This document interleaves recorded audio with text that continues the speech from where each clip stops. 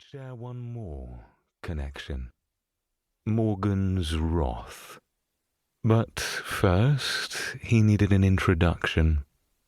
Fortunately, he did not have far to look or long to wait, for his trusted friend and old comrade-at-arms Crispin, the Duke of Whitley, joined him in the next thudding beat of his heart. Revenge would soon be his. He could taste it, bitter and dark and delicious upon his tongue. He could feel it in the surge, the pounding pulse of blood coursing through his veins, much as it had before a battle, fierce, fast, consuming. It was a rush, and for the first time since his return to England, since he had been freed from captivity, he felt alive, so gloriously, viciously alive. "Morgan?"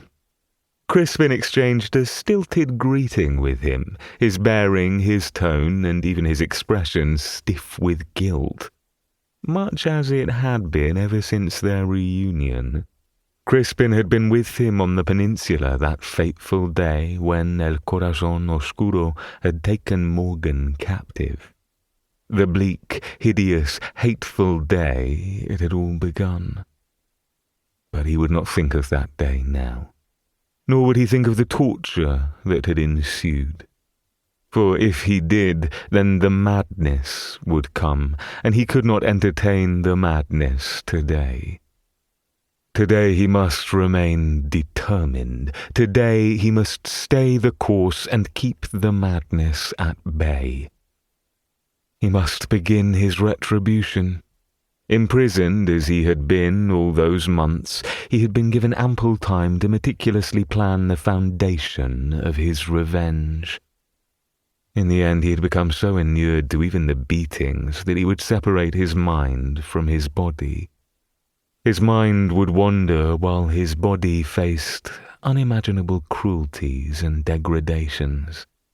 And in his mind it was always London to which he returned, sweet revenge which he earned. His heart sped up, pounding in his chest and in his ears. But he could not give in here. He gulped down the rest of his punch to distract himself. "Tell me Kirkwood has something better than this swill hidden somewhere. Some misbegotten Scottish whisky, perhaps."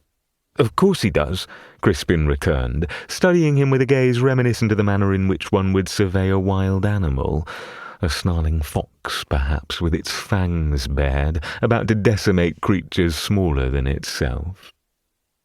"But one does not partake of whisky at balls, Searle." Morgan felt not so much like a snarling fox as a rampaging lion, hungry for blood. Too large and too angry and too voracious to be stopped. Balls would be so much less tedious if one did.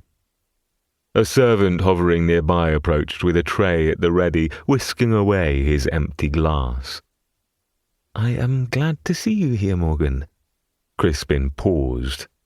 "My Duchess has convinced me to play the role of the gentleman and indulge in the social whirl."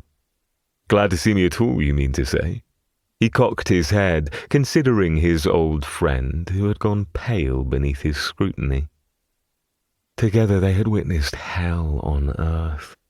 What he had endured on his own was a level beyond that, a 10th circle of hell, as it were, inexplicable.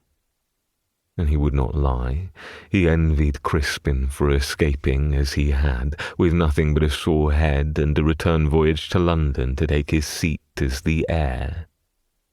Or while he had been beaten and interrogated, while he had been humiliated and abused in vile fashion. None of that had been Crispin's fault, it was true.